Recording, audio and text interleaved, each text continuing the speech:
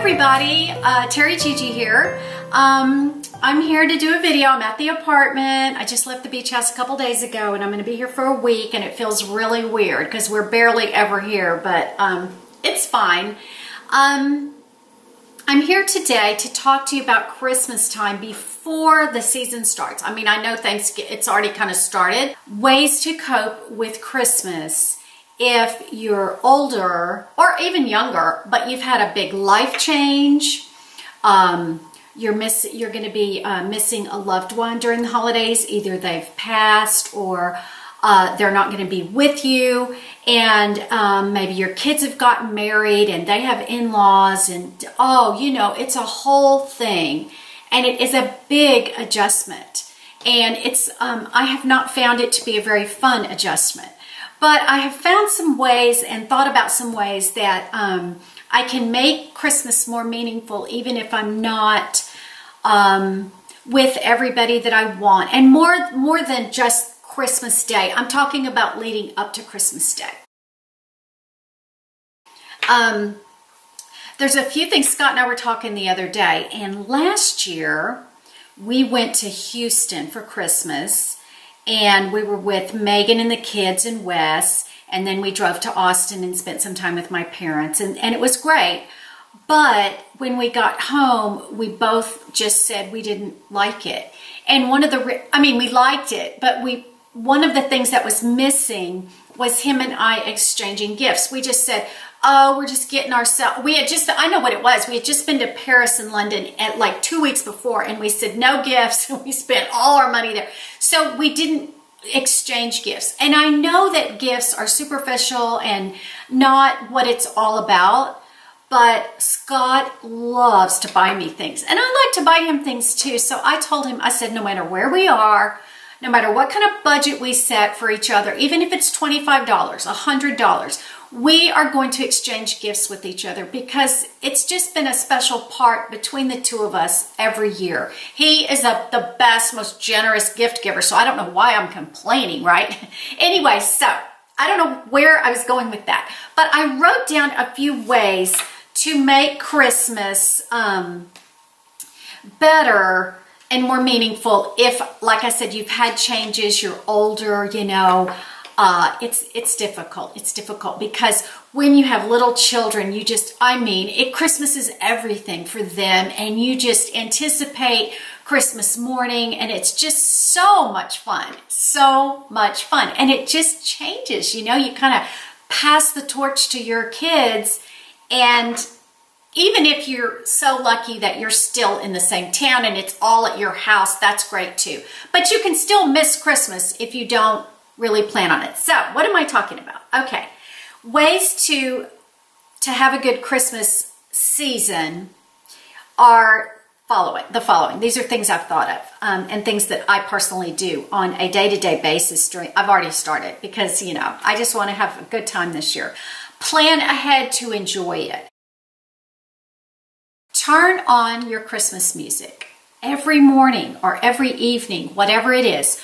Turn on your Christmas music. If you live in a cold climate and have a fireplace, light a whole fire with real wood, or just light a fire log, whatever. Scott and I we did not have a fireplace all those years in Florida, and it just killed me. And then we got in the townhome and we just had a gas fire logs, and it just wasn't the same. It was behind glass. It was very beautiful, but it just wasn't the same. There was no sound. There was no smell. And, there was some heat, but anyway, we have a huge fireplace at the beach house, and we have already had like 4 fires, and it has been, I can't tell you.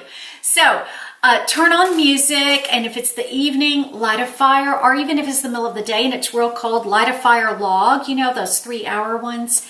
It's just so Christmassy and so fun.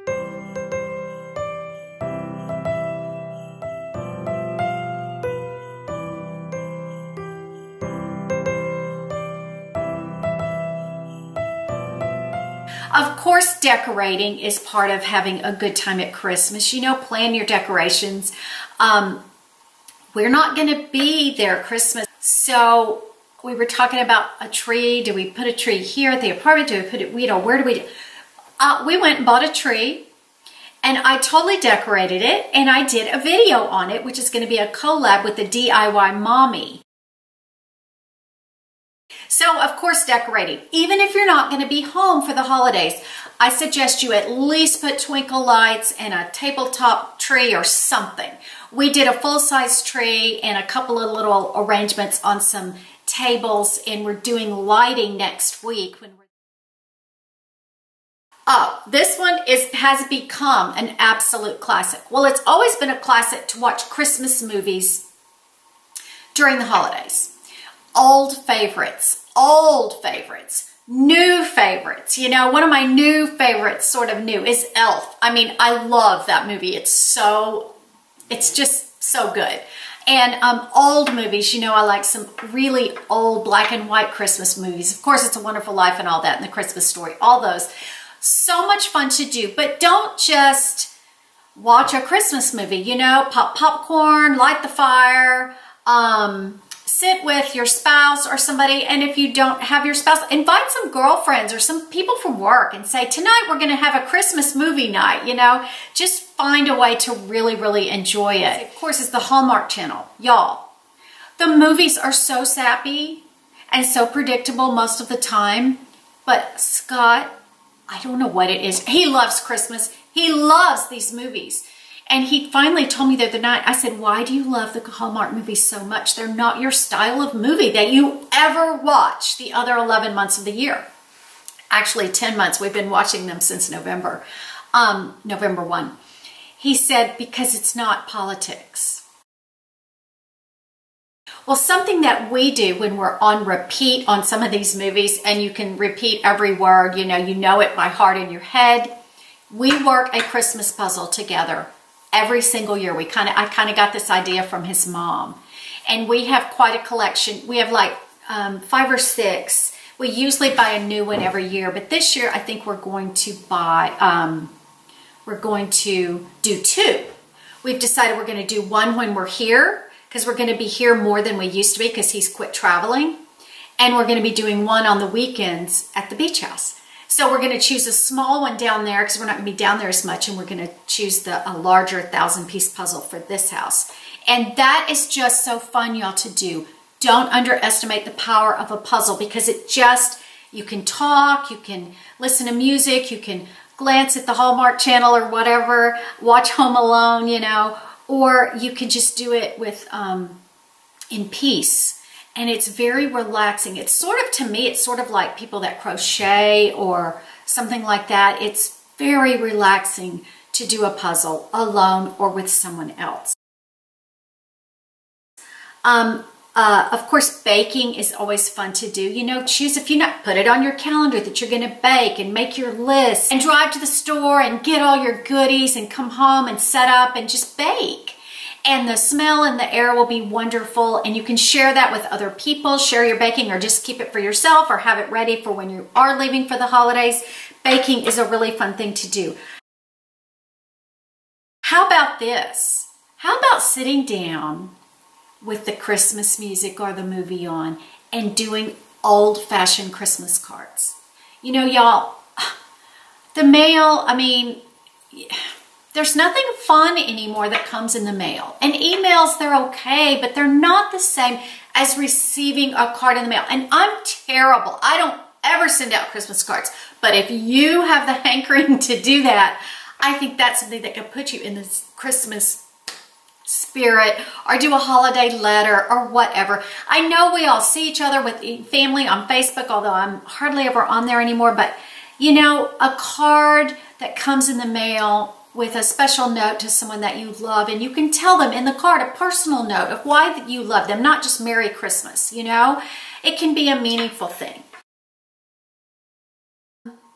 Oh, when you're thinking of baking and blessing someone else with your baked goods, whether you just take a tray to work or to your friend or whatever, a neighbor, is to bless someone besides yourself and your immediate family during the holidays. I know in Alabama here, there's so much need. I see it everywhere now. So, you know, buying like Toys for Tots or going to Walmart and picking a thing off the tree that has the list, or church is a great place to find out, you know, what kids need. Another thing to do that we actually did last year here in our little town, we went to a church Christmas musical type thing, okay? So we used to always do that when our kids were growing up. We always made it an evening to go to our church big program and all that kind of thing.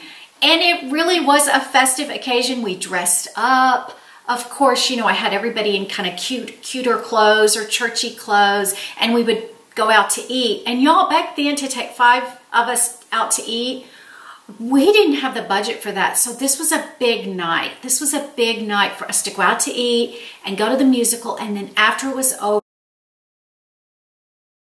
we would go to this one specific neighborhood that had massive Christmas lights. Like each street had a theme, and you passed on the decorations to your neighbor. Unfortunately, we went a couple of years ago, and it's really gone downhill, but that was the end of our night, was going and looking at the lights. So you could also, if you didn't want to go to a church thing, you could go to an actual if you're not in New York, off-Broadway musical, like at your local theater in your town. You know, go to a Christmas thing there and make it a big night. And if you're alone, invite a friend, whatever. So going to a Christmas musical is really a way to, you know, enhance the holiday. The last thing I'm going to mention is something I do every year, but this year I've got a new book, so I'm excited. That one that I haven't, it's not new, but I've had it and I've never read it, is to read a Christmas novel. I just have 2 here that I grabbed. I have a bunch more, but I think I've lost track of them in this move. They're somewhere. But here's 2 of them that I have that I've read. They're real small and short, but they even look really cute sitting out with your decor kind of. I usually put them on a side table with a little plant on top. And then this one is, I don't know, this one is from the editors of Guidepost. Remember that devotional? They probably still put it out. This is Treasured Stories of Christmas. It's just short little stories, and they're just easy to read, and they're in little sections. And then sometimes there's just lyrics to a Christmas song. And this is a great, great book. I'm sure, I would think they still sell it on Amazon. If I can find this book, I will link it below. It's pretty old. And these 2 too, I'll link them below. I believe I got these at Costco over the years. Now, this is the one I'm going to do this year. It's Chicken Soup for the Soul, Christmas Magic. Okay? I'm going to put this by my bed or with my Bible. I'm not sure which. So either when I go to bed or when I wake up, or I'll put it, you know, on the coffee table. So when I sit down for a little while to eat lunch. This is 101 Holiday Tales of Inspiration, Love, and Wonder. And I'm just going to read through these. I won't get to all 101, but I think that this is going to be a fun little tradition that I do this year.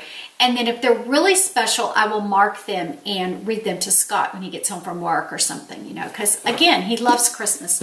So I hope that I have given you some ideas of how to enhance the Christmas holiday spirit. Remember the reason for the season. Of course, there's always Christmas shopping. That's another one. I do almost all of mine on Amazon now just because of my situation.